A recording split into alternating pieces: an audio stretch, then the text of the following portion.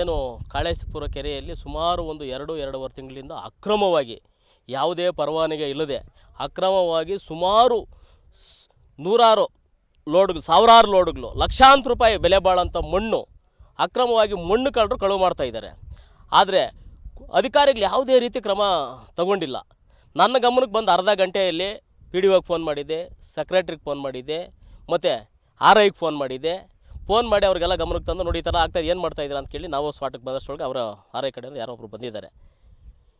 ಏನಾಗ್ತಾಯಿದೆ, 2.5 ತಿಂಗಳಿಂದ ಸುಮಾರು ಲಕ್ಷಾಂತರ ರೂಪಾಯಿ ಬೆಲೆ ಬಾಳೋಂಥ ಮಣ್ಣು ಇದನ್ನು ತಗೊಂಡೋಗಿ ಖಾಸಗಿ ವ್ಯಕ್ತಿಗಳು ಅಂತಂದರೆ ರಿಯಲ್ ಎಸ್ಟೇಟ್ ಮಾಫಿಯಾದವ್ರಿಗೆ ಈ ಮಣ್ಣನ್ನು ಮಾರ್ಕೊಳ್ತಾ ಇದ್ದಾರೆ.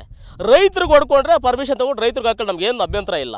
ಆದರೆ ಖಾಸಗಿ ವ್ಯಕ್ತಿಗಳು ರಿಯಲ್ ಎಸ್ಟೇಟು ಚೇಳಾಗ್ಲಿಗೆ ಮಣ್ಣು ಮಾರ್ಕೊಳ್ತಾರೋ ನಮ್ಮ ಕೈಲಿ ಸಹಿಸೋಕ್ಕಾಗಲ್ಲ. ಕರ್ನಾಟಕ ರಕ್ಷಣಾ ವೇದಿಕೆ ಮತ್ತು ದಲಿತ ಸಂಘಟನೆಗಳ ವತಿಯಿಂದ ಈ ವಿಚಾರವನ್ನು ನಾವು ಸ್ಪಾಟಿಗೆ ಬಂದು ನೋಡಿದಾಗ ಸತ್ಯ ಇದೆ. ಎಲ್ಲಿ ನೋಡಿದ್ರು 15 ಅಡಿ 10 ಅಡಿ 8 ಅಡಿ ಆಳ ಇಟ್ಟಿದ್ದಾರಲ್ಲ, ಇದರಲ್ಲಿ ಏನೋ ಜಾನುವಾರುಗಳು ಬಿದ್ದೋದ್ರೆ ಮತ್ತೆ ಒಳಗಡೆ ಬರ್ತಾವ, ಇಲ್ಲ ಜನಗಳು ನೀರು ತುಂಬಿಕೊಂಡಾಗ ಜನಗಳೇ ಏನಾದರೂ ಬಂದು ಬಿದ್ದೋದ್ರೆ ಮತ್ತೆ ಬಾಡಿಗೆ ಸಿಗ್ತಾವೆ, ಹೆಣಗಳು ಸಿಗ್ತಾವ ನಮ್ಮ ಕೈಗೆ. ಈ ಥರಂಥ ಪರಿಸ್ಥಿತಿನಲ್ಲಿ ನಾವು ಇದ್ದೀವಿ. ಸಂಬಂಧಪಟ್ಟಂಥ ಅಧಿಕಾರಿಗಳು ಅದು ಏನು ಮಾಡ್ತಾವ್ರೆ ಗೊತ್ತಿಲ್ಲ. ಪೊಲೀಸ್ ಇಲಾಖೆಯವ್ರಿಗೆ ಫೋನ್ ಮಾಡಿದರೆ ಪಾಪ 112 ಬಂದು ಬಂದಿದ್ದಾರೆ. ಪಾಪ 112 ಬಂದಿದ್ದಾರೆ. ಎಲ್ಲ ಪೊಲೀಸ್ ಇಲಾಖೆನೇ ಮಾಡಿದ ಮೇಲೆ ಸಂಬಂಧಪಟ್ಟಂಥ ಅಧಿಕಾರಿಗಳು ಏನು ಕೆಲಸ ಮಾಡ್ತಾರೆ? ಹೌದು, ಈ ವ್ಯಾಪ್ತಿಗೆ ಬರುವಂಥ PDO ಅಂದರೆ PDO ಹರೀಶ್ ಅವರು ಜವಾಬ್ದಾರಿ ಅಂತೆ. ಈಗ 2 PDO 2 ಜಾಗದ ಯಾವುದು ನಮ್ಮ ಹೊನ್ನೇನಹಳ್ಳಿ ಮತ್ತು ಒಡಗೂರು ಪಂಚಾಯತಿ ಅವ್ರದ್ದೇ ಜವಾಬ್ದಾರಿ ಅಂತ ಅವ್ರ ಗಮನಕ್ಕೆ ತಂದಾಗ ಅವ್ರು ಏನು ಹೇಳ್ತಾರೆ, ನಮಗೂ ಅದಕ್ಕೆ ಸಂಬಂಧನೇ ಬರೋದಿಲ್ಲ, MI ಅವ್ರಿಗೆ ಹೇಳಿ, ಮೈನ್ಸ್ ಅವ್ರಿಗೆ ಹೇಳಿ ಅಂತ ಹೇಳಿದ್ದಾರೆ.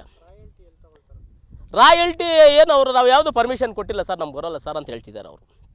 ಅದಕ್ಕೆ ಈ ಕೂಡಲೇ ಇದರಲ್ಲಿ ಯಾವ್ಯಾವ ಅಧಿಕಾರಿಗಳು ಭಾಗಿಯಾಗಿದ್ದಾರೋ ಅವ್ರ ವಿರುದ್ಧ ಕಾನೂನು ರೀತಿಯ ಕ್ರಮ ಜರುಗಿಸಿ ಈ ಟಿಪ್ಪರ್ಗಳು ಮತ್ತು ಇಟಾಚಿಗಳನ್ನೆಲ್ಲ ಸೀಸ್ ಮಾಡಿ ಕಾನೂನು ರೀತಿಯ ಕ್ರಮ ತಗೊಳ್ಳೇಬೇಕು.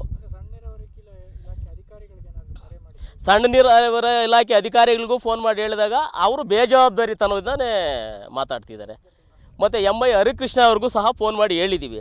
ಅವ್ರೇನು ಹೇಳ್ತಾ ಇದ್ದಾರೆ, ಮೊದಲು ಇವ್ರು ಫೋನ್ ಮಾಡಿ ಬೇರೆ ಇವರು ಸಂಘಟನೆಯವ್ರು ಫೋನ್ ಮಾಡಿ ಹೇಳಿದಾಗ ಇಲ್ಲ ಅದು ನಾವು ಮಾಡಿದ್ದೀನಿ ಅಂತ ಏನೋ ಬೇಜವಾಬ್ದಾರಿ ಉತ್ತರ. ಮತ್ತು ನಾನು ಬಂದು ಫೋನ್ ಮಾಡಿದ ಮೇಲೆ ಏನು ಹೇಳ್ತಾ ಇದ್ದೀರಾ, ಸರ್ ಬಂದಿದ್ದಾರೆ ನಮ್ಮವ್ರು ಬಂದು ವೀಡಿಯೋ ಮಾಡ್ಕೊಂಡು ಹೋಗಿದ್ದಾರೆ, ನಾನು ಯಾವುದೋ SIR ಇದರಲ್ಲಿದ್ದೀನಿ. SIR ಮಾಡ್ತಾಯಿದ್ರೆ ಸಂತೋಷ. SIRಲ್ಲೇ ಇದ್ಬಿಟ್ರೆ ಕೆರೆಗಳನ್ನ ಇನ್ನೊಂದನ್ನ ಮತ್ತೊಂದೆಲ್ಲ ದೋಚ್ಕೊಂಡು ಹೋಗ್ತಾಯಿದ್ರು. ನೀವು ಅದೇ ಕೆಲಸದಲ್ಲಿ ಇದ್ಬಿಟ್ಟಿದ್ರೆ ಆಗ್ತದಾ? 11 ಗಂಟೆನಲ್ಲಿಂದ ಇವರೆಲ್ಲ ವಿಚಾರ ಮುಟ್ಟಿಸಿದ್ದಾರೆ. ಆದರೆ ಯಾವುದೇ ಅಧಿಕಾರಿ ಸ್ಥಳಕ್ಕೆ ಬಂದು ಇದು ಮಾಡಿಲ್ಲ. ನಾವು ಸ್ಥಳಕ್ಕೆ ಬಂದು ಫೋನ್ ಮಾಡಿ ಮಾತಾಡಿದಾಗ ಆವಾಗ ಒಬ್ಬೊಬ್ಬರು ಬರ್ತಾ ಇದ್ದಾರೆ.